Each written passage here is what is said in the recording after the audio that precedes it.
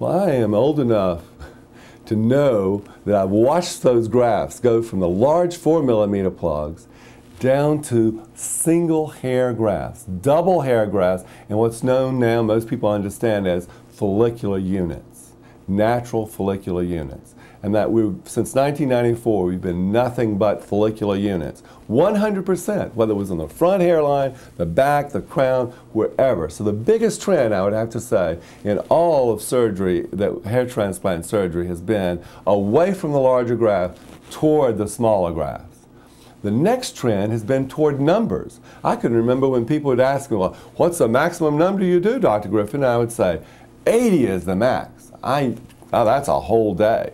And now I say thousands, and that's a whole day. It really is. What has happened, though, it takes me twice as long, 3 times as long to do the procedure, myself and all the aspects that I do.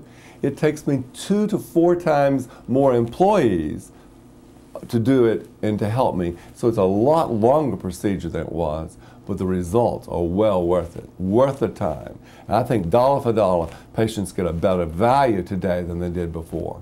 So that's one of the biggest trends. Another trend that I was able to follow over the years was scalp reductions. Scalp reductions is a dirty word today, but I can remember when everybody started asking about it. Removing bald skin. The trouble was, speaking of scars, is you were left with a scar. Well, if you were left one in the middle, it looked like the Indians got a hold of you. Who wants a middle? And then there was their Mercedes scar. Oh my God, who wants a Mercedes scar? Well, it may be prestigious to some, but for most, cars are not in, especially on their scalps.